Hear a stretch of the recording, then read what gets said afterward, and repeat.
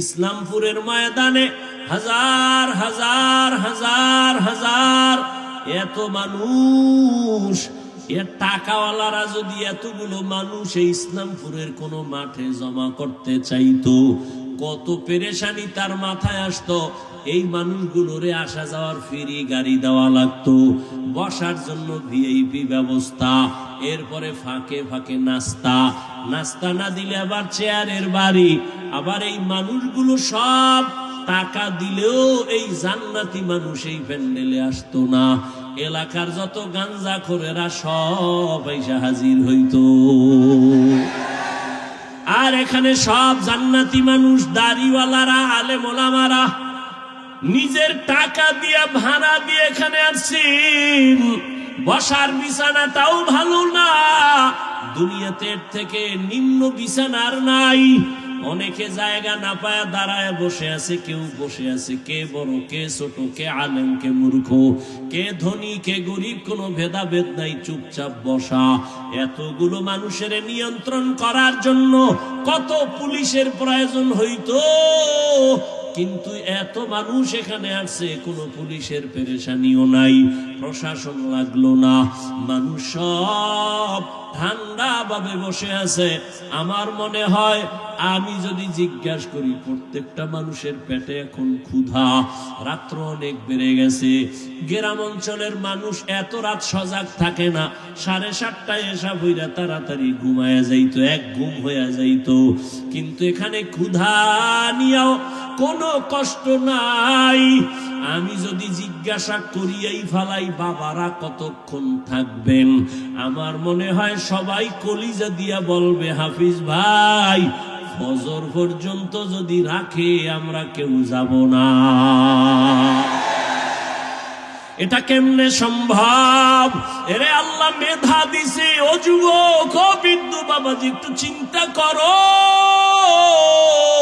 এটা কেমনে সম্ভব? টাকা দিয়েও এত মানুষ আনা যায় না, খানার লোভ দেখাইয়াও আনা যায় না, নিয়ন্ত্রণও করা যায় না। কত জায়গায় নিজেরা নিজেরা এতগুলো মানুষ এক জায়গায় হয়ে মারপিট করে, আর এখানে সব চুপচাপ হয়ে আছে। এটা কেমনে সম্ভব? একমাত্র আমার মদিনাওয়ালা নবীর আদর্শ মানার কারণেই সম্ভব। কে ধনী কে গরিব, কে আলেম কে মূর্খ, কে ইমাম কে মুক্তাদি, কে বক্তা কে শ্রোতা, কে পীর কে মুরিদ। আজকে আমি বক্তা বক্তা ভাব যতই দেখাই না কেন, তুমি টাকার গরম যত দেখাও, সাদা কাফনে যেদিন ঢুকবা সব বাহাদুরি শেষ হয়ে যাবে। ওই কাফনের মধ্যে কে গোলাম আর কে মালিক, কে ধনী কে গরিব, কাফনে ঢুকলে আর পাওয়া যাবে না, সব একাকার হয়ে যাবে। ওই কবরের সাইজও হবে এক, ওই কবরে রাখিয়া বিদায় বেলা প্রশ্ন করা হবে সবার বেলায় তিনটা, তাও এক। আমাকে যেই প্রশ্ন যুবক, তোমাকে একই প্রশ্ন। রবের পরিচয় দাও, ধর্মের পরিচয় দাও, রহমাতুল লিল আলামিনের পরিচয় দাও। নবী বলেন এই তিনটা প্রশ্নের জবাব যারা দিতে পারবে তাদের কবর হবে রওজাতুম মির রিয়াজিল জান্নাহ। আর যারা জবাব দিতে পারবা না তাদের কবর হবে হুফরাতুম মিন হুফারিন নার। কারা পারবে জবাব দিতে? আমরা হুজুরেরা। এই হুজুরেরা, হুজুরেরা পারার কোনো গ্যারান্টি আছে? নাই। যদি থাকতো, রহমতের নবীর হাতের সাহাবা জান্নাতের টিকিট হাতে পাইছেন 10 জন। এই 10 জনের ইতিহাস বইরা দেখো, মরণ পর্যন্ত শুধু কান্না কান্না কান্না কান্না। রহমতের নবী বলেন, আমি আয়েশার হুজরায় রাতে এসা পরে ঘুমায় গেলাম। আমি ঘুমাইলে আমার চোখ বন্ধ, তবে আমার অন্তর ঘুমায় না। আমার মাথার কিনারায় মসজিদে নববী, আমার মসজিদ ছোট ঘর। হঠাৎ ঘুমের মধ্যে রাতের বেলা গভীরে শুনি কান্নার আওয়াজ। আমি হঠাৎ চোখ খুললাম, কে কান্না করে? আমি আস্তে আস্তে উঠলাম, ঘুম থেকে উঠা আমি বের হইয়া দেখি নামাজের মধ্যে একজনে দাঁড়ায় দাঁড়ায় কান্না করে। সাধারণ কেউ কাঁদে না, আমার জান্নাতের সাহাবী আমার কলিজার আবু বকর নামাজে দাঁড়ায় দাঁড়ায় কান্না করে। আমি জিজ্ঞাসা করলাম, নামাজের পরে আবু বকর আপনি নামাজে দাঁড়াইয়া কেন কান্না করলেন? আবু বকর বলেন, ইয়া রাসূলুল্লাহ, হাসরের ময়দানে মালিকের সামনে কেমনে দাঁড়াইয়া হিসাব দিব সেই ভয়। আমি চোখের পানি ছেড়ে কান্না করতেছি, আল্লাহর আদালতে কেমন করে দাঁড়াবো। ও যুবক বাবারা, তাদের কত সুন্দর আমল, কত সুন্দর তাকওয়া, কত সুন্দর তেলাওয়াত, তাদের কত সুন্দর ইখলাস, কত সুন্দর নামাজ, কত সুন্দর রোজা। এত সুন্দর আমলে আমার আল্লাহ খুশি হইয়া জান্নাতের সার্টিফিকেট দিয়েছেন। এর পরেও যদি তারা আল্লাহর আযাবের ভয় নামাজে রাতের বেলা কান্না করেন, তাদের তুলনায় তোমার আমার গলায় রশি লাগায় এত কান্না করা উচিত সারা জীবন। কিন্তু কপাল বড় খারাপ, নিজেও কাঁদি না, কেউ কান্না করে তাও পছন্দ করি না। ও যুবক বাবারা, একটু হিসাবটা মিলাইয়া দেখো, তোমার লাইনে কত যুবক জীবনে মাদ্রাসায় যায় না, আলিফ বা তাও পড়ে নাই, স্কুলে পড়ে, কলেজে পড়ে। সত্য কথা বলো, তোমার মতো যুবক স্কুল কলেজে পড়িয়াও 5 বেলার নামাজ পড়ে, সত্য বলো আসেনি? তোমার কপালে কেন এত অভিশাপ? তুমি কেন পারো না রে বাবা? তোমার মতো যুবক তাকায় দেখো, র্যাব, আর্মি, পুলিশ, বিডিআরের চাকরি করে, ব্যবসা করে, দেখো 5 ওয়াক্ত নামাজি আছে না? বলো তুমি কেন পারো না?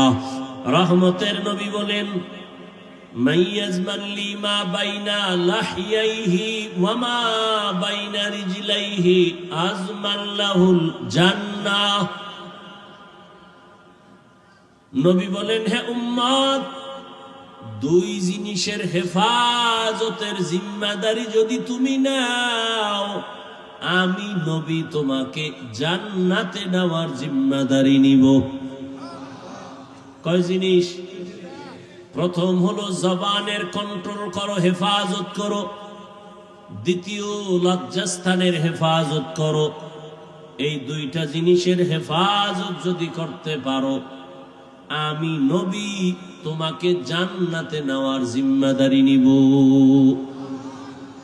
আয়াত এবং হাদিসের মূল আলোচনার বিষয়বস্তু জবানকে কন্ট্রোল করা। নবীও বলেন জবান কন্ট্রোল করো, আল্লাহ বলেন জবান কন্ট্রোল করো। কোন পদ্ধতিতে করবা? তোমার মনের মতো পারবা না। মুমিনকে আল্লাহ আয়াতে 2টো আদেশ দিয়েছেন, একটা তাকওয়া অর্জন করো, দ্বিতীয়টা জবানকে হেফাজত করো।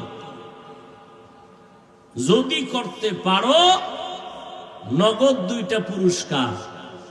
1, জীবনের আমল কবুল, 2, জীবনের সব গুনাহ মাফ। এখন আল্লাহর এই আদেশ আল্লাহ শুধু মুমিনকে দিলেন কেন, বেঈমানকে দেন নাই কেন? এর সংক্ষিপ্ত জবাব, জান্নাত শুধু মুমিন পাবে, কোনো বেঈমান 1 সেকেন্ডের জন্য কখনো জান্নাত পাবে না। জান্নাত পাবে না। কারা পাবে? জবান খুলেন, কারা পাবে? মুমিনেরা যে জান্নাত পাবে, তাও বহু ফিডা খাওয়ার পর। যেই তালে বিড়ি টানেন এমনি জান্নাত পাবেন ফিডা ছাড়া। যেখানে এত আশেকে রাসূল, সব টাটকা আশেক, ফজর পড়ে নাই, জহুর পড়ে নাই, আসর পড়ে নাই, মাগরিব পড়ে নাই, এশাও পড়ে নাই। ফজরও পড়ার চিন্তা নাই, বয়ান শুনতে আইছে, যাক এটাও ভালো। আল্লাহ যদি এর বরকতে হেদায়াত দান করেন, প্রত্যেকের সিনায় আল্লাহ হেদায়াতের নূর দান করেন। তো জান্নাত শুধু মুমিন পাবে, কোন বেঈমান আর মুমিনও পাবে অনেক হিসাবের পর। কেন? রহমতের নবী বলেন, আমি মুহাম্মদ শেষ নবী, আমার আগে একদল উম্মত ছিল বনি ইসরাইল, বড় চালাক। এই বনি ইসরাইল নিজেদের মধ্যে দ্বন্দ্ব আর দূরত্ব তৈরি করে দলাদলিতে তারা ৭২ দল হয়েছিল। আমার উম্মত আরো চালাক, আমার উম্মতের দল আরো একটা বেড়ে যাবে। কয় দল হবে? কুল্লুহুম ফিন্নার। নবী বলেন সব জাহান্নামে যাবে, ইল্লা মিল্লাতান ওয়াহিদা, এক দল জান্নাতে যাবে। টোটাল ৭৩ দলের সব যদি জাহান্নামে যায়, এক দল জান্নাতে যায়, তাহলে বলেন জাহান্নামী কয় দল? এই যে ৭২ দল জাহান্নামী, এরা কেউ হিন্দু, বৌদ্ধ, ইহুদি, খ্রিস্টান কেউ না, সব হবে মুমিন মুসলমানের ভেতর থেকে। তাহলে ৭২ দল জাহান্নামী সব মুসলমানের মধ্য থেকে হবে। দ্বিতীয় সাহাবায়ে কেরাম প্রশ্ন করলেন, মান হিয়া ইয়া রাসূলুল্লাহ,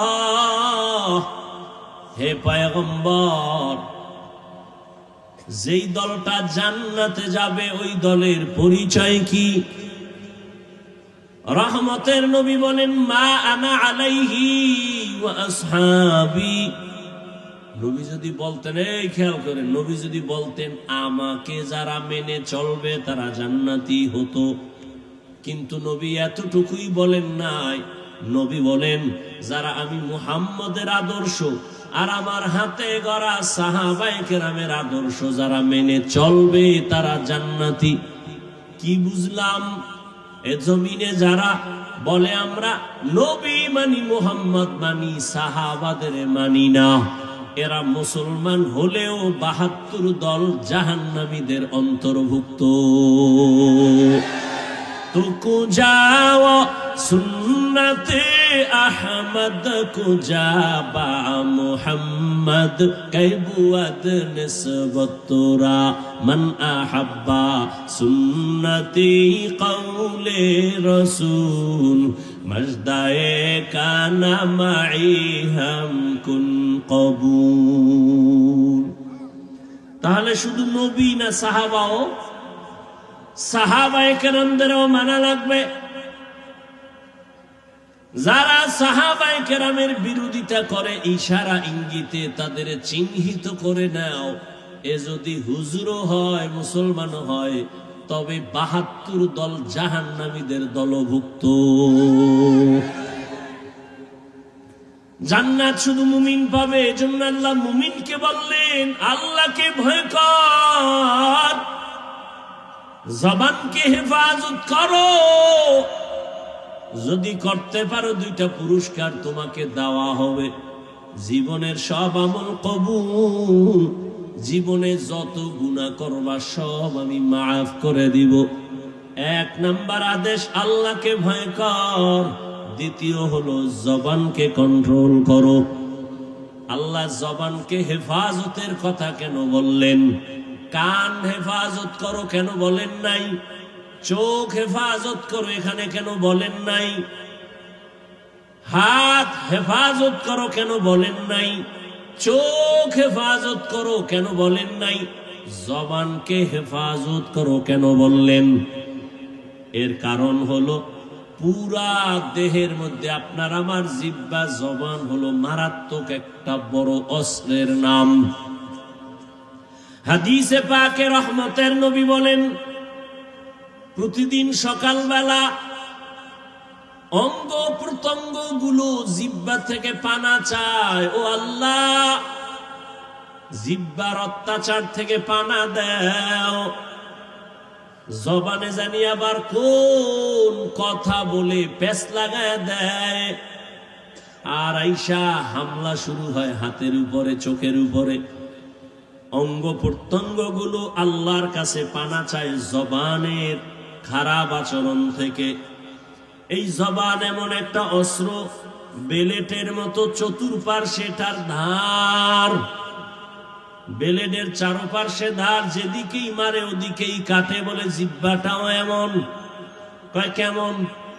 কয় তাকায় দেখ, একটা অমুসলিম এই জিহ্বা নারায় যদি বলে লা ইলাহা ইল্লাল্লাহ, ইয়াকিন আর ঈমানের সাথে মুমিন হয়ে গেল। আবার এই জিহ্বাটা নারাইয়া যদি বলে আমি আল্লাহ মানি, নবী মানি, কোরআন মানি, তবে নামাজের হুকুম, দাড়ির হুকুম, পর্দার হুকুম মানি না, ঈমান আছে? শেষ। তাহলে একই জিহ্বা একবার মুমিন বানাইলো আর একবার বেঈমান বানাই দিল, কাম একটাই করতেছে। এই জিহ্বা নারাইয়া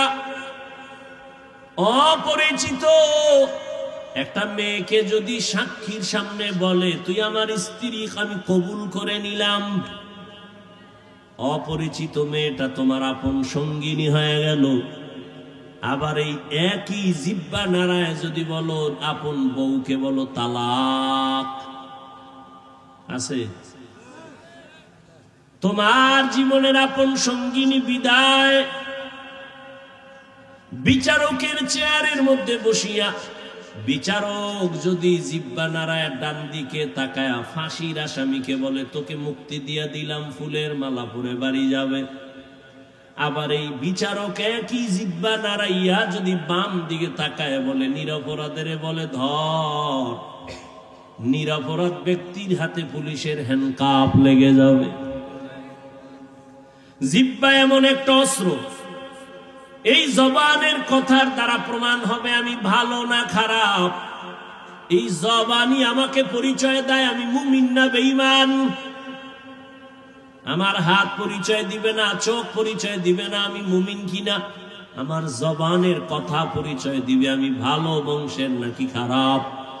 আমার জবানের কথায় পরিচয় দিবে আমি ইমানদার নাকি বেঈমান। আমার জবানের কথার দ্বারাই প্রমাণ হবে আমি ভালো নাকি খারাপ। জবানটা বড় মারাত্মক একটা অস্ত্র, তোমার ইচ্ছার বিরুদ্ধে চলে। অগ্রিম তুমি ঘুমায় আছো, এর মধ্যে তোমার জবান চলতেছে, কথা কয় ঘুমাইয়া, কয় না? তাহলে তোমার ইচ্ছার বিরুদ্ধে জবান চলে। এজন্য আল্লাহ কয় জবানকে হেফাজত করো। রহমতের নবীও বলেন জবান হেফাজত করো। মাইকের সাউন্ড কি আর ভালো হবে না? এটা মহা মুসিবত। জামালপুরে এত ভালো ভালো মাইকে অস করে গেলাম জীবনবার, এটা বুঝি না কিছু আমি। আমাদের সারা জিন্দেগির কষ্ট। আমাকে বাতিরও দরকার নাই, প্যান্ডেলেরও দরকার নাই, শুধু মাইক দরকার, আর কিছু লাগে না। এত চিল্লানো যায় নাকি? কথা বইলে অনেক জায়গায় কষ্ট কম হয়, এটা তো কষ্ট বেশি হইতেছে। এই মাইক কোন জায়গার এটা? হ্যাঁ, কি ইসলামপুর আনলে টাকা কম লাগবে এই জন্য? এই সাউন্ড ঠিক করো। 13টা মেশিন লয়ে বইছে, চালাইতে পারে না।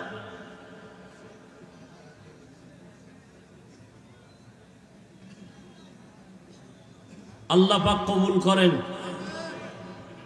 আপনাদের কষ্ট হইতেছে? আপনার কষ্ট হইলে 2-4 ঘন্টা, আমগো তো আজীবন। গাধার মতো দৌড়াইতেছি সারা দেশ, না টাইম মতো খাওয়ান, না টাইম মতো ঘুম, দৌড়ের উপর। বাথরুমে যাওয়া শান্তি নেই। এরপরে আইসা আবার বয়ান। একটা মানুষ ঠিক মতো না ঘুমাইলে তার কথার ব্যালেন্স থাকে না, চলাফেরার ব্যালেন্স থাকে না। এরপরও সেই বয়ান চলতে থাকে যদি আবার আনলিমিটেড। আবার বয়ান যদি 1 লাইনের মানুষ হয় তো 1 লাইনে বয়ান করা যায়, চোখ বন্ধ করে কয়ে টয়ে গেলাম গিয়া। আর বয়ানটা যদি হয় হরেক ধরনের মানুষ এনে বাবা এদের সামনে, আবার যদি হয় মুখস্থ, কত পেরেশানি। সবকিছু আমার রবের দয়া, বান্দার হাতে কিছুই या इलाही तू मेरा माबूद है, या इलाही तू मेरा माशूक है। জবানের হেফাজত করো হে গোলাম। এতক্ষণ জবানটা কত বড় মারাত্মক এটা বুঝাইলাম, কিন্তু আবার খেয়াল করেন এটা কত বড় আল্লাহর দেওয়া নিয়ামত। খানার প্লেট সামনে নিছেন, খানার মধ্যে কোনো চুল আছে কিনা সব চোখের রাডার দিয়া খুঁজলেন। খুঁজার পরে আপনি নিশ্চিত খানার মধ্যে কোনো ঝামেলা নাই। একটা লোকমা যখন আপনি দিছেন, একটা চিকন চুল খানার লোকমায় চোখের রাডারে ধরা পড়ে নাই, জিহ্বায় ধরা পড়ে গেছে। এরে আল্লাহর বান্দা, এটা কত বড় নিয়ামত। মাইকে কথা বলি, বিদ্যুতের বাতি জ্বলে, চার্জ চলে যায়, ফ্যানের বাতাস দিয়া মেশিন ঠান্ডা করা লাগে, একটানা মেশিন চললে গরম হয়ে আগুন লাগবে। অথচ আল্লাহর দেওয়া জিহ্বা নামের কত বড় নিয়ামত। দুনিয়াতে আসার থেকে এই জিহ্বা নারায় যে কত হাজার হাজার লাখ কোটি কথা সাপ্লাই দিলাম, কোনদিন এই জিহ্বার কথা বন্ধ হয় না, ব্যথাও করে না। মানুষের কথা বলতে বলতে গাল ব্যথা করে, ঠোঁট ব্যথা করে, কপাল ব্যথা করে, মাথা ব্যথা করে। আজও পর্যন্ত 50, 60, 70 বছরের বান্দার জিহ্বা ব্যথা করে না। এই কথাগুলো কোন মেশিনে সাপ্লাই হয়? এই মেশিনটারে ঠান্ডা কে বানায়? ওই মেশিনের মধ্যে তেল কে দেয়, পেট্রোল কে দেয়? ও আল্লাহর বান্দা, তুমি মোবাইল চালাও, মোবাইলে কথা চলতেছে, হঠাৎ মোবাইল বন্ধ হয়ে গেছে। কি ব্যাপার? কয় চার্জ নাই, মোবাইল আর কথা শোনা যায় না। তুমি জিহ্বা নাড়াইয়া নাড়াইয়া কত বছর জিহ্বা নাড়ায় কত কথা বললা, কয়দিন তুমি জিহ্বার হক আদায় করছো, চার্জ দিয়েছো। এরে নবীর উম্মতের দল, এত সুন্দর কথা, কথা তো আবার সবাই বলে, তবে সবার কথায় মজা লাগে না। লাগে? কেউ কথা বললে মনে কয় বন্ধ কর, বহুত হইছে বন্ধ কর। আবার কেউ কথা বলার পরে কয় এই উঠলো আর সাইরে দিল, আর একটু কও। এই মজাকে লাগাই দিছে। কাদের কুদরত দারি বর কামাল, আন্তা রব্বি আন্তা হাসবি জুল জালাল, তুহি কাদের জলিলুল্লাহ জাহাদার, বহর হালে তুহি মেরা নেগাহদার। আল্লাহর নিয়ামতের শুকর আদায় করো হে মুমিন। জিহ্বা নামের নিয়ামতটা কত বড় নিয়ামত। মানুষ বলে মুখের কথাই যায়, মুখের কথায় আবার ক্ষয়। এরে আল্লাহর গোলাম, রহমতের নবী যার কোনো তুলনা আছে, এমন একটা জমিনে আল্লাহ পাঠাইছেন যেই জমিনের মানুষ ছিল বড় খারাপ। মক্কার মানুষের মতো খারাপ চরিত্রের মানুষ ওই সময় দুনিয়াতে আর কোথাও ছিল না। ওই মানুষের মাঝে আমার নবী আসছেন। মাত্র 13 বছরের ব্যবধানে ওই খারাপ মানুষগুলো জান্নাতি মানুষ হয়ে গেল। বেতের বাড়ি লাগে নাই, একমাত্র রহমতের নবীর জবানের ব্যবহার। নবীজির জবানের ব্যবহারে দুশ্মন পর্যন্ত বন্ধু হয়ে যাইত। ইহুদি নবীর সামনে তরবারি নিয়ে দাঁড়ানো আর কেউ নাই, ডাক দিয়া কয় আব্দুল্লাহর ছেলে, এখন তোমার পাশে কেউ নাই। বলে তাই? আমি এখন একা, তরবারি আমার হাতে, তোমার কল্লার উপরে যদি মারি কে ভিড়াবে? নবী বলেন আমার আল্লাহ। রহমতের নবী কথা বলা মাত্র ইহুদির তরবারিটা মাটির মধ্যে পড়ে গেছে। তরবারিটা নবী হাত দিয়ে উঠাইছেন। উঠায় কয় ইহুদি তরবারি কই? কয় মুহাম্মদের হাতে। কয় এখন যদি তোর কল্লার উপরে মারি কে ফিরাবে? কয় কেউ না। কয় ক আল্লাহ ফিরাবে। এটা যদি কই তাহলে আর কালেমার বাকি কি? যদি কই আল্লাহ ফিরাবে তো কালেমার বাকি কি? মোহাম্মদ মাফ করে দাও আর কালেমা পড়ায় মুসলমান বানায় দাও।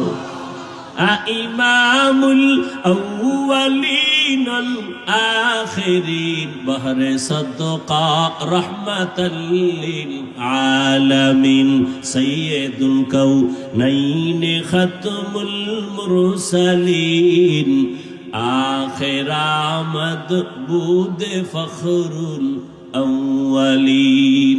আপনারা কিছুক্ষণ বসবেন নি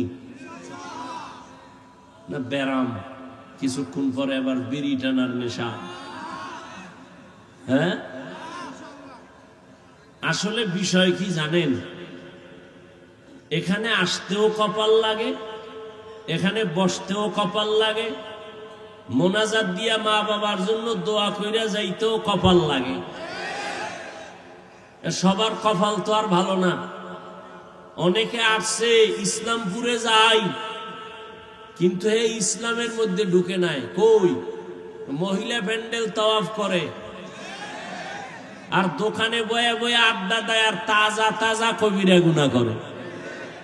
কপাল খারাপ। আর কপাল যদি খারাপ হয়, আমি হাফিজুর রহমান কেন আর মক্কা মদিনার ইমাম কেন? রহমতের নবীর বয়ানও কালেমা জুড়ে না। যেই নবীর চেহারা এক নজর দেখলে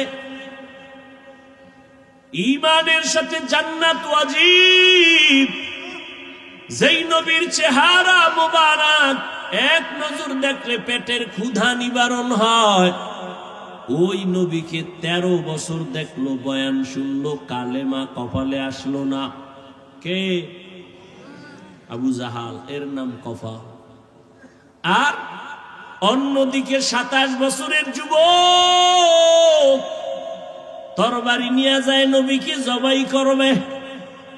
রহমতের নবীর সামনে যাইয়া তরবারি ফালায় বলে, ও রহমতের নবী, তরবারি দিয়া আমার কল্লা কেটে দেন, তবে আগে কালেমা রশি গলায় লাগায় দেন। এর নাম কফাল। এর নাম কি? এই জাগো, দীর্ঘ টাইম বসার অভ্যাস নাই, এরা ভিতরে ঢুকছেন কেন? কত আলেম ওলামা মাঠে বসা, সাদা দাড়িওয়ালারা বসা, এদেরে ধাক্কাইয়া জুতা হাতে লইয়া গায়ে লাগাইয়া এরপরে বাইর হইতেছেন। ভয় লাগে না? আপনার ব্যারাম থাকলে ঢুকছেন কেন? ওই কত আল্লাহর বান্দারা বাইরে দাঁড়ানো আছে না? এরা মন চাইলে আবার দূরে গিয়া বিড়ি টাইনে আবার আসবে, কোনো ঝামেলা নাই। ভিতরে বৈশা উঠা বসা করা এটা তো ভালো না। এতগুলো মানুষ আলেম ওলামা মুরব্বীরা এদের ডেঙ্গিয়ে বের হন, এটা তো আদব নয়। এই ব্যারাম কেন? কপাল খারাপ হয়ে গেছে। আল্লাহ সবাইকে হেদায়াত দান করেন। আপনারা বেশি কষ্ট মনে করলে আমি ছেড়ে দেই। আল্লাহ সবাইকে কবুল করেন।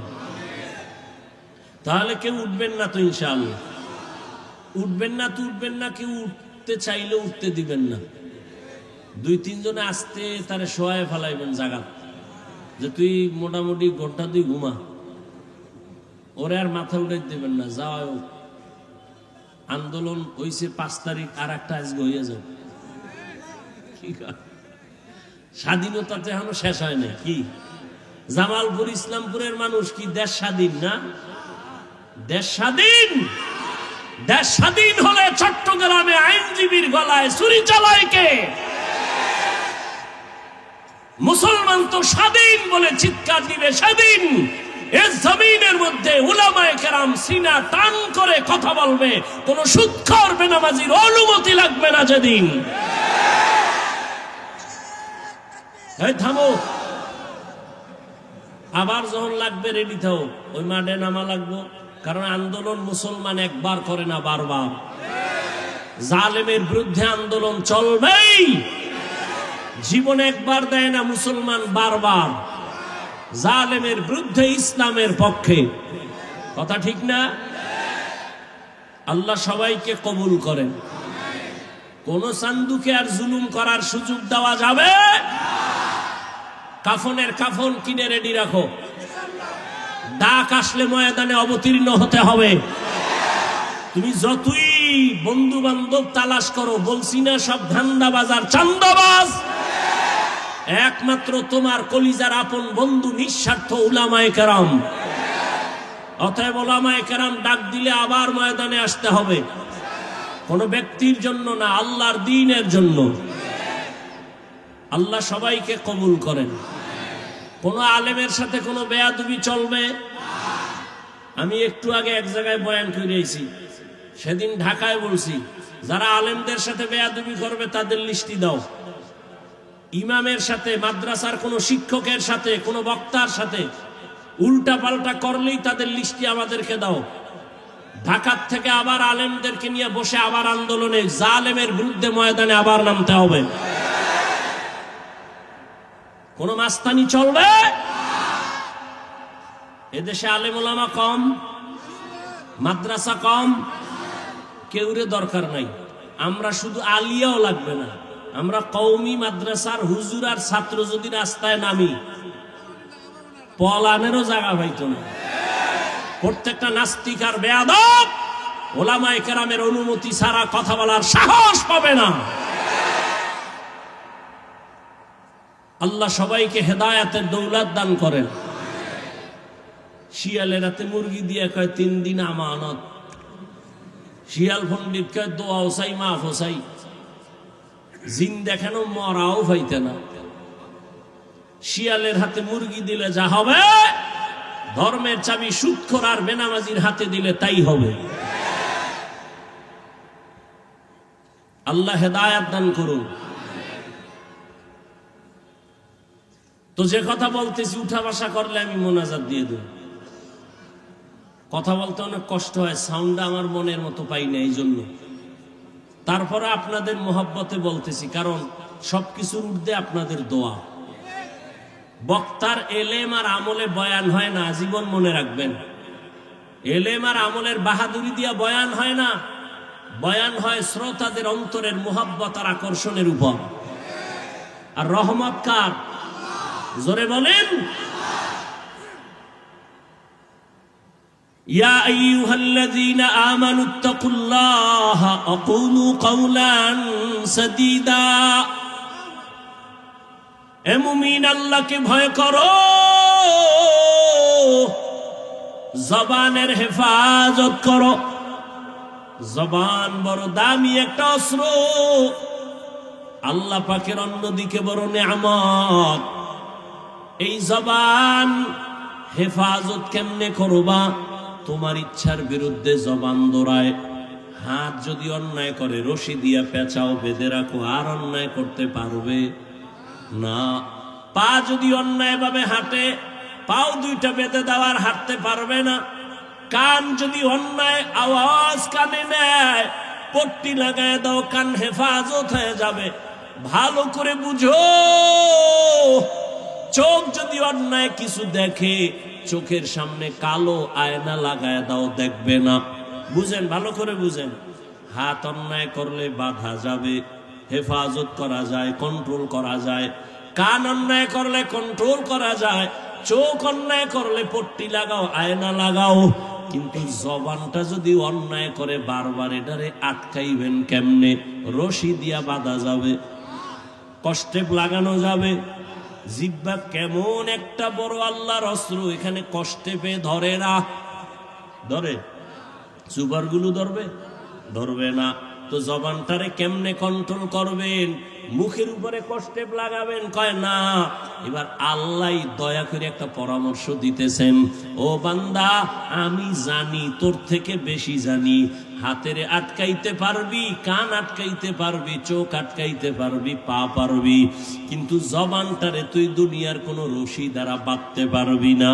এটার জন্য আমি আল্লাহ কুদরতের একটা মেডিসিন দিছি, ওই মেডিসিন লাগায় দে, জিহ্বা কন্ট্রোল হয়ে যাবে। ওই মেডিসিন আমার আল্লাহর দেওয়া, মেডিসিনের নাম হলো তাকওয়া। हर के दारत खौफ हकदार दिल मदम जन्नतुल मअवा देहद रामकम जुज़बा हक़ची ज़े मखाज़ इंसुजा फज़ले उहा मस्ते दर जुमला जहां। ताकवा मानी अल्लाहर भय, ওই আল্লাহর ভয় নামের মেডিসিন দিয়া জবানটাকে আটকাইয়া দাও। আল্লাহর আদালতে দাঁড়াইয়া হিসাব দেওয়ার ভয়, এই ভয়ের নাম তাকওয়া। কয় ভয়টা অন্তরে ঢুকাইও। কয় কোথায় পাবো এই ভয়ের মেডিসিন? আল্লাহ বলেন যারা এই জমিনে আমার প্রিয় গোলাম, আমার প্রিয় বান্দা আহলুল্লাহ, এদের নেক নজর লাগাও, অন্তরে তাকওয়া চলে আসবে, আল্লাহর ভয়। আমি এখানে যদি আপনাদের প্রশ্ন করি, আপনারা কারা কারা আল্লাহকে ভয় করেন? সবাই দোনো হাত উঠাইবে। চালাক যারা তারা পাও দুইটা উঠায় বলবে আমরা হুজুরগো থেকে বেশি আল্লাহরে ভয় করি, যদিও নামাজ পড়ি না, তবে আমগো ঈমান তাজা আছে না। চালাক বলবে আমরা নামাজ না পড়লে আমগো দিল পরিষ্কার।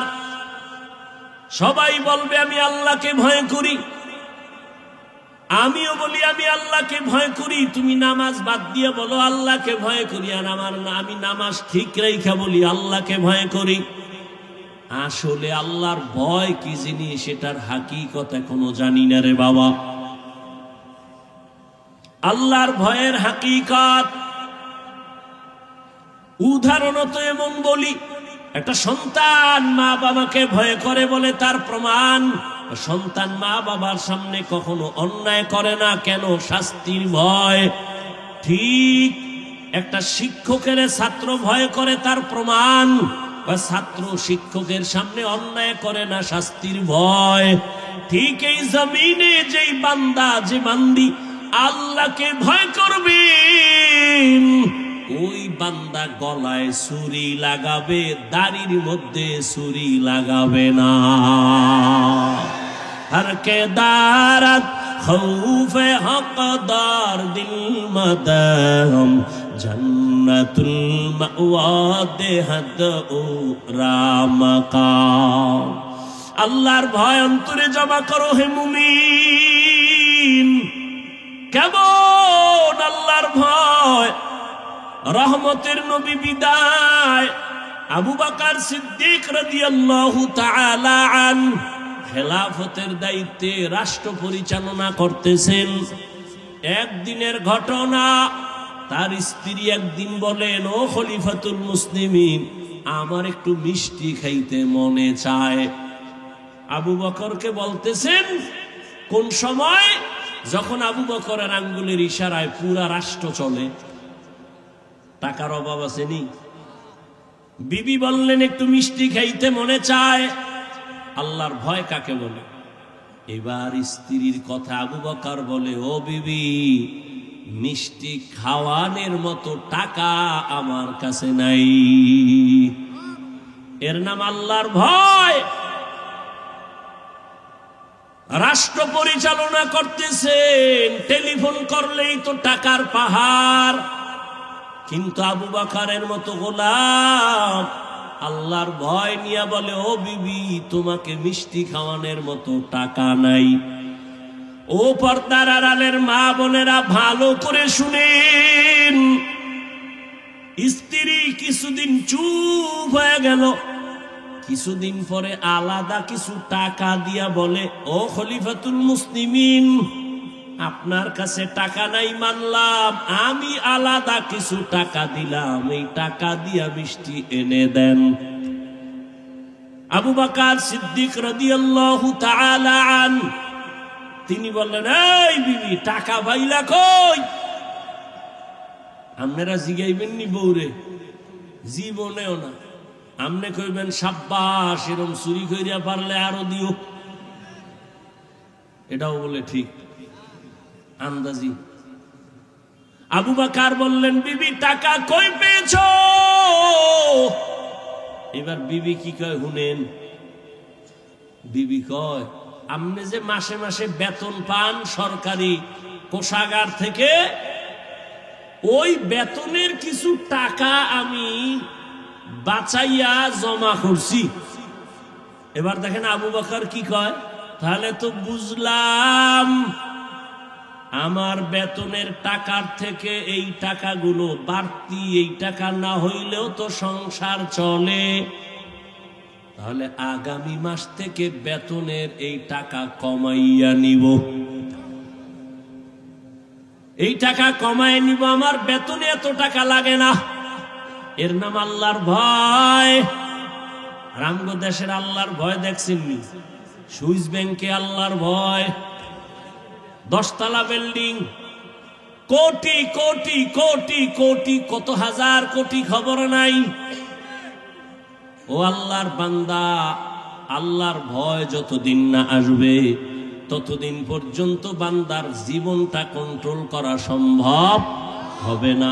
আর এটাও চির সত্য, আল্লাহর ভয় ততদিন পর্যন্ত আপনার অর্জন হবে না যতদিন পর্যন্ত আল্লাহর ওলিদের বন্ধু হবেন না। আউলিয়ারা কারে উকবা ইখতিয়ার, জাহেলারা কারে দুনিয়া ইখতিয়ার। মাইলে মোমেন সোয়ে মোমেন মিশাওয়াত, মাইলে কাফের সোয়ে কাফের মিশাওয়াত। আল্লাহর ভয়ের যুবক, আমিও যদি তোমার মতো প্যান্ট শার্ট টাই লাগাইয়া দাড়ি কামাইয়া রাস্তায় বাহাদুরের মতো ঘুরতাম, কেউ আমারে বাধা দিত না রে বাবা। ও ইসলামপুরের মুসলমান, ইসলাম কই? ইসলামপুরের মানুষের মধ্যে ইসলামের বড় অভাব।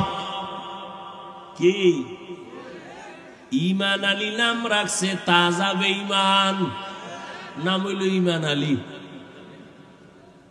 শান্তির হাটে শান্তি নাই, মুন্সিগঞ্জে মুন্সি নাই। ইসলামপুরের মধ্যে মাঠে তাকায় দেখি চেহারা ইসলাম নাই। ওগো নবীর উম্মতেরা,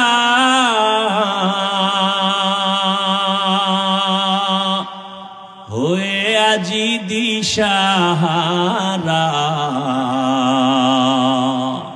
কোরআন হাদিসের চলো যখন যাহা চায় মনে, নবী বিনে কে তরাবে পুলসিরাত মিজানে, নবী বিনে কে তরাবে পুলসিরাত মিজানে।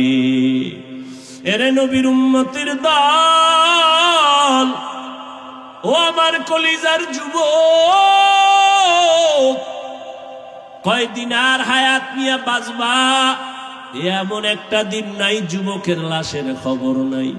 ও যুবক বাবা, এতক্ষণ যে আমি চিল্লাইয়া তোমার সামনে কথা বললাম, একবারও বলি নাই আমি 5 কল্লি মাথায় দিয়েছি, তুমিও দাও, না হয় জাহান্নামে যাইবা। আমি কওমি মাদ্রাসার সন্তান, তুমি যদি কওমিতে না যাও তোমার কপাল নষ্ট হবে বলি নাই। আমি তাবলীগের সন্তান, আমি পীরের মুরিদ, একবারও বলি নাই তাবলীগ আর পীরের কাছে না গেলে জাহান্নামে যাইবা।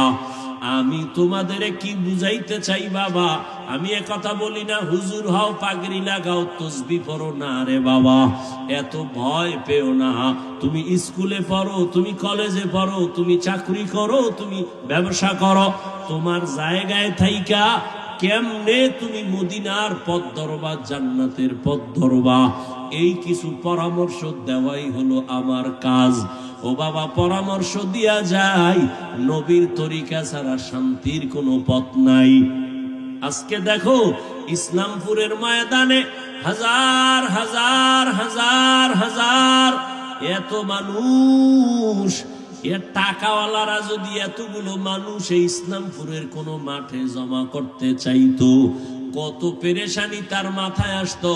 এই মানুষগুলোরে আসা যাওয়ার ফ্রি গাড়ি দেওয়া লাগতো, বসার জন্য ভিআইপি ব্যবস্থা, এরপরে ফাঁকে ফাঁকে নাস্তা, নাস্তা না দিলে আবার চেয়ারের বাড়ি।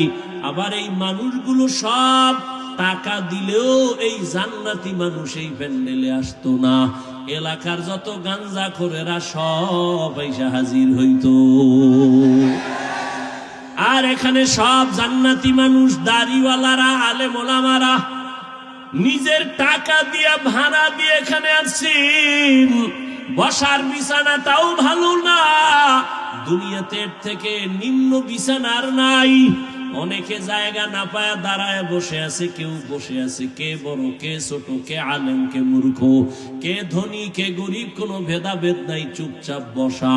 এতগুলো মানুষের নিয়ন্ত্রণ করার জন্য কত পুলিশের প্রয়োজন হইতো, কিন্তু এত মানুষ এখানে আসছে, কোনো পুলিশের পেরেশানিও নাই, প্রশাসন লাগলো না, মানুষ সব ঠান্ডা ভাবে বসে আছে। আমার মনে হয় আমি যদি জিজ্ঞাসা করি, প্রত্যেকটা মানুষের পেটে এখন ক্ষুধা, রাত্র অনেক বেড়ে গেছে। গ্রাম অঞ্চলের মানুষ এত রাত সজাগ থাকে না, 7:30টায় এসা বইরা তাড়াতাড়ি ঘুমায়া যাইতো, এক ঘুম হয়ে যাইতো। কিন্তু এখানে ক্ষুধা নিয়েও কোনো কষ্ট নাই। আমি যদি জিজ্ঞাসা করি এই ফালাই বাবারা কতক্ষণ থাকবেন, আমার মনে হয় সবাই কলিজা দিয়া বলবে, হাফিজ ভাই ফজর পর্যন্ত যদি রাখে আমরা কেউ যাব না। এটা কেমনে সম্ভব? এরে আল্লাহ মেধা দিছে। ও যুবক, ও বৃদ্ধ বাবাজি, একটু চিন্তা করো, এটা কেমনে সম্ভব? টাকা দিয়াও এত মানুষ আনা যায় না, খানার লোভ দেখাইয়াও আনা যায় না, নিয়ন্ত্রণও করা যায় না। কত জায়গায় নিজেরা নিজেরা এতগুলো মানুষ এক জায়গায় হয়ে মারপিট করে, আর এখানে সব চুপচাপ হয়ে আছে। এটা কেমনে সম্ভব? একমাত্র আমার মদিনাওয়ালা নবীর আদর্শ মানার কারণেই সম্ভব। এরে নবীরা আশেক উম্মতেরা, ও যুবক একটু ভালো করে বুঝে আমার আল্লাহর ভয়। আজকে টুপি মাথায় দিলে মাথা গরম, তোমার থেকে কম বুঝি না রে বাবা। আজকে দাড়ি রাখলে যৌবনের ভাব চলে যায়, তাও বুঝি। লম্বা জামা পরার কারণে শরীর গরম লাগে, কম বুঝি না। এরপরেও কেন টুপি ছাড়ি না, নামাজ ছাড়ি না, বেপরদায় চলি না। এখানে আপনারা যারা বসা আছেন সবাই মুসলমান, আমিও মুসলমান। আপনাদের আল্লাহ আমার আল্লাহ এক নাকি দুই? আপনাদের নবী আমার নবী, আপনাদের কোরআন আমার কোরআন, আপনাদের ধর্ম আমার ধর্ম, আপনাদের কালেমা আমার কালেমা, আপনাদের কাবা আমার কাবা, আপনাদের নবী আমার নবী, আপনার আল্লাহ আমার আল্লাহ, আপনার কাবা আমার কাবা, সব এক। দুনিয়াতে আসছি তাও এক, বিদায় বেলা কাফন হবে 3টা তাও এক। আমি বক্তার সম্মানে একটা কাফন কেউ বাড়াইয়াও দিবে না। এই এলাকার গরিব মরিয়া গেলে একটা কাফন কেউ কমাইয়াও দিবে না। কোটিপতিরও যেমন 3টা কাফন, গরিবেরও তেমন 3টা কাফন। ও আল্লাহর বান্দারা, কালার হবে আলাদা না এক? কি কালার? সাদা। কাফনের উপরে লেখা থাকবে বড় হুজুরের লাশ, এমপি সাহেবের লাশ। কে ধনী কে গরিব, কে আলেম কে মূর্খ, কে ইমাম কে মুক্তাদি, কে বক্তা কে শ্রোতা, কে পীর কে মুরিদ। আজকে আমি বক্তা বক্তা ভাব যতই দেখাই না কেন, তুমি টাকার গরম যত দেখাও, সাদা কাফনে যেদিন ঢুকবা সব বাহাদুরি শেষ হয়ে যাবে। ওই কাফনের মধ্যে কে গোলাম আর কে মালিক, কে ধনী কে গরিব, কাফনে ঢুকলে আর পাওয়া যাবে না। সব একাকার হয়ে যাবে। ওই কবরের সাইজও হবে এক। ওই কবরে রাখিয়া বিদায় বেলা প্রশ্ন করা হবে সবার বেলায় তিনটা, তাও এক। আমাকে যেই প্রশ্ন যুবক, তোমাকে একই প্রশ্ন। রবের পরিচয় দাও, ধর্মের পরিচয় দাও, রহমাতুল লিল আলামিনের পরিচয় দাও। নবী বলেন এই তিনটা প্রশ্নের জবাব যারা দিতে পারবে তাদের কবর হবে রওজাতুম মির রিয়াজিল জান্নাহ। আর যারা জবাব দিতে পারবা না তাদের কবর হবে হুফরাতুম মিন হুফারিন নার। কারা পারবে জবাব দিতে? আমরা হুজুরেরা। এই হুজুরেরা, হুজুরেরা পারার কোনো গ্যারান্টি আছে? নাই। যদি থাকতো রহমতের নবীর হাতের সাহাবা জান্নাতের টিকিট হাতে পাইছেন 10 জন। এই 10 জনের ইতিহাস বইরা দেখো, মরণ পর্যন্ত শুধু কান্না কান্না কান্না কান্না। রহমতের নবী বলেন, আমি আয়েশার হুজরায় রাতে এসা পরে ঘুমায় গেলাম। আমি ঘুমাইলে আমার চোখ বন্ধ, তবে আমার অন্তর ঘুমায় না। আমার মাথার কিনারায় মসজিদে নববী, আমার মসজিদ ছোট ঘর। হঠাৎ ঘুমের মধ্যে রাতের বেলা গভীরে শুনি কান্নার আওয়াজ। আমি হঠাৎ চোখ খুললাম, কে কান্না করে? আমি আস্তে আস্তে উঠলাম। ঘুম থেকে উঠা আমি বের হইয়া দেখি নামাজের মধ্যে একজনে দাঁড়ায় দাঁড়ায় কান্না করে। সাধারণ কেউ কাঁদে না, আমার জান্নাতের সাহাবী, আমার কলিজার আবু বকর নামাজে দাঁড়ায় দাঁড়ায় কান্না করে। আমি জিজ্ঞাসা করলাম নামাজের পরে, আবু বকর আপনি নামাজে দাঁড়াইয়া কেন কান্না করলেন? আবু বকর বলেন, ইয়া রাসূলুল্লাহ, হাসরের ময়দানে মালিকের সামনে কেমনে দাঁড়াইয়া হিসাব দিব সেই ভয়। আমি চোখের পানি ছেড়ে কান্না করতেছি, আল্লাহর আদালতে কেমন করে দাঁড়াবো। ও যুবক বাবারা, তাদের কত সুন্দর আমল, কত সুন্দর তাকওয়া, কত সুন্দর তেলাওয়াত, তাদের কত সুন্দর ইখলাস, কত সুন্দর নামাজ, কত সুন্দর রোজা। এত সুন্দর আমলে আমার আল্লাহ খুশি হইয়া জান্নাতের সার্টিফিকেট দিয়েছেন। এরপরেও যদি তারা আল্লাহর আযাবের ভয় নামাজে রাতের বেলা কান্না করেন, তাদের তুলনায় তোমার আমার গলায় রশি লাগায় এত কান্না করা উচিত সারা জীবন। কিন্তু কপাল বড় খারাপ, নিজেও কাঁদি না, কেউ কান্না করে তাও পছন্দ করি না। ও যুবক বাবারা, একটু হিসাবটা মিলাইয়া দেখো, তোমার লাইনে কত যুবক জীবনে মাদ্রাসায় যায় না, আলিফ বা তাও পড়ে নাই, স্কুলে পড়ে, কলেজে পড়ে। সত্য কথা বলো, তোমার মতো যুবক স্কুল কলেজে পড়িয়াও 5 বেলার নামাজ পড়ে, সত্য বলো আসেনি? তোমার কপালে কেন এত অভিশাপ? তুমি কেন পারো না রে বাবা? তোমার মতো যুবক তাকায় দেখো, র্যাব, আর্মি, পুলিশ, বিডিআর এর চাকরি করে, ব্যবসা করে, দেখো 5 ওয়াক্ত নামাজি আছে না? বলো তুমি কেন পারো না? তোমার মতো যুবক রাস্তায় গাড়ি চালায়, 5 বেলার নামাজ পড়ে, তুমি কেন পারবা না? তোমার কপালে তো কেন খারাপ? তোমার উপরে কার অভিশাপ লাগছে জানি না রে বাবা। তোমার মতো যুবক নদীর মধ্যে মাছ ধরে, নামাজ ছাড়ে না, তুমি কেন পারো না?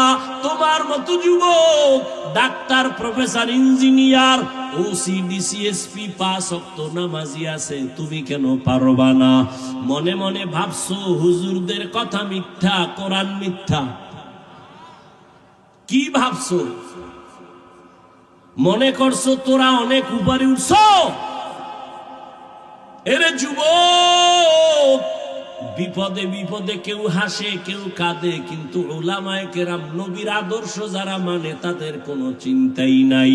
করোনার ভিতরে স্কুল বন্ধ, কলেজ বন্ধ, চাকরি বন্ধ, ব্যবসা বন্ধ, ফ্যাক্টরি বন্ধ, গাড়ি বন্ধ, সব বন্ধ। উলামায়ে কেরামের একটা মাদ্রাসাও বন্ধ হয় নাই। না খাইয়াও কোনো আলেম মরে নাই, ভিক্ষাও করে নাই। ও যুবক, তোমার মতো যুবক যদি জেনারেল লাইনে থাকিয়া নামাজ পড়ে তুমি কেন পারবা না? ও বৃদ্ধ বাবাজিরা, তো আপনার মতো কত বাবা মসজিদে গিয়া 5 বেলার নামাজ আদায় করে, আপনি কেন পারেন না? ও পর্দার আড়ালের মা বোনেরা, এতক্ষণ আমি আপনাদের সন্তানদের বয়ান শুনাইলাম। এই বয়ানটা বাস্তবায়ন করতে হলে মা আপনার চোখের পানি আর দোয়া লাগবে। ও পর্দার আড়ালের মা, আপনাদের জীবনটা কতই যে ধন্য। আজকে ইসলামপুরের স্টেজে কত কোরআনওয়ালার মাথায় পাগড়ি দেওয়া হলো। এদের মা বাবার মতো ঈদের আনন্দে আর কেউ নাই। ও পর্দার আড়ালের মা, মনে কি চায় না একটা আদর্শ সন্তানের মা হইয়া কবরে যাবেন? আপনারা তো নবীদের মায়ের মতো দামি মা, সাহাবায়ে কেরামদের মায়ের মতো দামি। আপনারা তো খাদিজা রাদিয়াল্লাহু তাআলা আনহার মতো দামি। আপনারা তো আয়েশা রাদিয়াল্লাহু তাআলা আনহার মতো দামি, ফাতেমা রাদিয়াল্লাহু আনহার মতো দামি।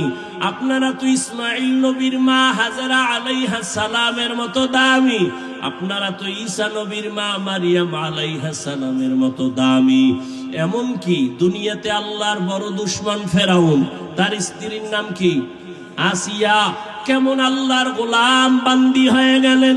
ও পর্দার আড়ালের মা, রহমতের নবী বলেন, আসিয়া কিয়ামতের দিন জান্নাতে যাবে আর আমার সাথে বিবাহের ব্যবস্থা হয়ে যাবে। ও পর্দার আড়ালের আম্মা জানেরা, যেই ফেরাউন আল্লাহর এত বড় দুশমন, ওই ফেরাউনের স্ত্রী হইয়া আসিয়া আল্লাহর হুকুম জীবনে মানিয়া আল্লাহর মোহব্বত নিয়ে দুনিয়ার থেকে চলে গেল। ও পর্দার আড়ালের আম্মা জানেরা, আপনাদের স্বামী তো ফেরাউনের মতো খারাপ না। আপনি যদি নামাজ পড়ে দোয়া করতেন, পর্দা করতেন, স্বামীর মাল হেফাজত করতেন, স্বামীটারে বুঝাইতেন আর কোনোদিন হারাম টাকা ঘরে আনবা না, অবৈধ কামাই করবা না, হারাম খাইয়া আমাদের রক্ত সন্তানের রক্ত নাপাক করব না। আপনি যদি বুঝাইতেন, আল্লাহর বান্দা হারাম টাকা ঘরে আনতো না, সন্তানটাকে যদি আদর্শওয়ালা ডাক্তার বানায় যাইতেন, দুনিয়ার মানুষ আপনার সন্তানের ব্যবহারে কলিজা দিয়া দোয়া করত, আপনি মাও দোয়া পায়া যাইতেন রে মা। এজন্য বলে গেলাম মা, এখনো সময় আছে, তওবা করেন। একটা সন্তানকে ডাক্তার বানাবেন, ইঞ্জিনিয়ার বানাবেন, একজন প্রফেসর বানাবেন, তবে আমার দাবি বেয়াদব বানাবেন না। আপনার সন্তানের আচরণে কোনোদিন যেন কেউ কষ্ট না পায়, আল্লাহর বিরুদ্ধে না যায়। আপনার সন্তানের কথা আর কাজে যেন আমার আল্লাহ খুশি থাকে, নবী যেন কষ্ট না পায়, মা বাবা যেন কষ্ট না পায়, উলামায়ে কেরাম কষ্ট যেন না পায়, শিক্ষক মুরব্বীরা যেন কষ্ট না পায়। ও যুবক, এখনো সময় আছে, তওবা করে নাও। আল্লাহর মোহাব্বত নিয়ে তওবা করো, মনেরে বুঝাও, ও আল্লাহ আমার কপাল কেন এত খারাপ। তোমার মতো যুবক যদি জেনারেল লাইনে থাকিয়া নামাজ পড়ে, দাড়ি রেখে পর্দা করে, তুমি পারবা না কেন? মনে মনে তওবা করো আর বলো, হে আল্লাহ, জীবনে তো কম গুনাহ করি নাই, মনে চাইছে নামাজ পড়বো না, পড়ি নাই, মনে চাইছে পার্কে যাব, দৌড়ায় গেলাম, মনে চাইছে কাউকে গালি দিব, দিয়েছি, মনে চাইছে আড্ডা দিব, দিয়েছি। আজকে থেকে তওবা করলাম, আর নামাজ ছাড়বো না, বেপরদায় চলবো না, দাড়ি কাটবো না। ও আল্লাহর বান্দারা, আজকে আমি মুসলমান, তুমিও মুসলমান, তোমার আমার আল্লাহ এক, নবী এক, কোরআন এক, কাবা এক, ধর্ম এক, কালেমা এক। অথচ আমার মাথায় টুপি না দিলে লজ্জা পাই, অথচ তুমি টুপি দিতে লজ্জা পাও। আমি দাড়ি কাটতে গেলে লজ্জা পাই, আর তুমি কেমন মুসলমান যে দাড়ি রাখতে গেলে লজ্জা পাও? আমি বেপরদায় চলতে লজ্জা পাই, তুমি পর্দা করতে গেলে লজ্জা পাও। এর একটাই মাত্র কারণ, এত বয়ান তুমিও জানো আমিও শুনাই, তাবলীগওয়ালাদের বয়ান, পীর মাশায়েখের বয়ান, জুমার দিন খতিব সাহেবদের বয়ান, এরপরেও কেন তোমার আমলের পরিবর্তন আসে না? এর একমাত্র কারণ, আল্লাহর আদালতে দাঁড়াইয়া হিসাব দেওয়া লাগবে, চিন্তাই তোমার অন্তরে নাই। ওরে যতই বাহাদুরি করো রে যুবক, এখনো আল্লাহর ভয় অন্তরে জমা নাও, আলেমদের দোয়া নিয়ে সামনে আগাও, আর জীবনে গুনাহ করিও না রে বাবা। 1 সেকেন্ডের সূর্যের গরম সহ্য করতে পারো না, একটা মশার কামড় সইতে পারো না রে বাবা, একটা বেতের বাড়ি সহ্য করতে পারো না। আল্লাহর কোরআন তোর অন্তর যদি বলে সত্য, গুনাহগার হইয়া যদি আল্লাহর আদালতে দাঁড়াও, সূর্যের গরমে মাথার মগজগুলো ভাতের মারের মতো ফুটতে থাকবে। জাহান্নামের গরম কেমন করে সহ্য করবা? ও আল্লাহর বান্দা, সাপ বিচ্ছুর আক্রমণ কেমনে সহ্য করবা? মাটির চাপ কেমনে সহ্য করবা? এখনো সময় আছে, চক্ষু বন্ধ করে পারোনি, 2 ফোঁটা চোখের পানি ছেড়ে ক্ষমা চাও। ওরে সন্তান যদি মায়ের বাবার শাস্তির ভয়ে কান্না করে, একটা ছাত্র যদি শিক্ষকের শাস্তির ভয়ে চোখের পানি ফেলে ক্ষমা চাইতে পারে, আমার আল্লাহর আযাবকে এত ছোট মনে করবা না রে বাবা।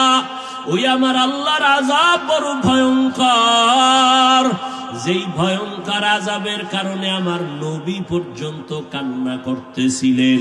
আমার উম্মত কিয়ামতের ময়দানে কি উপায় হবে? এখনো সময় আছে, তওবা করে নাও। হেদায়েতের মালিক আমার আল্লাহ, ইজ্জতের মালিক আমার আল্লাহ, রিজিকের মালিক আমার আল্লাহ। জীবনে আর যতদিন বাঁচবো, আল্লাহকে মনে মনে বলো, আল্লাহ আর নামাজ ছাড়বো না, আর বেপরদায় চলবো না। উলামায়ে কেরামের পরামর্শ নিয়ে নবীর তরিকা মেনে চলবো। তওবা করার মতো যদি কারো অন্তর তৈরি হয়, মুনাফিকি যদি না থাকে, খাঁটি তওবার নিয়ত যাদের আছে, 2 হাত আল্লাহকে দেখাইয়া দাও।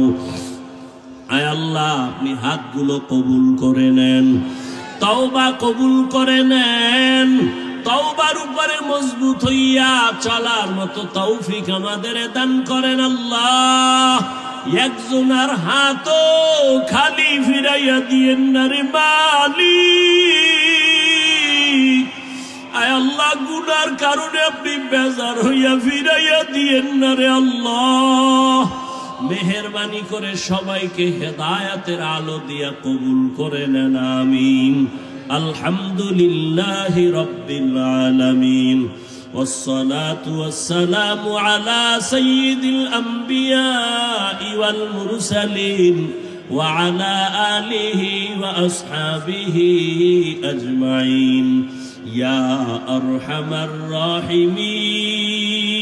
الراحمين يا أرحم الراحمين يا أرحم الراحمين رب ارحمهما كما ربياني صغيرا اللهم إنك عفو كريم تحب العفو فاعف عنا اللهم إنا نسألك رضاك والجنة ونعوذ بك من سخطك والنار اللهم إنا نعوذ بك من البرص والجنون والجذام وسيء الأسقام اللهم إني ظلمت نفسي ظلما كثيرا ولا يغفر الذنوب إلا أنت فاغفر لي مغفرة من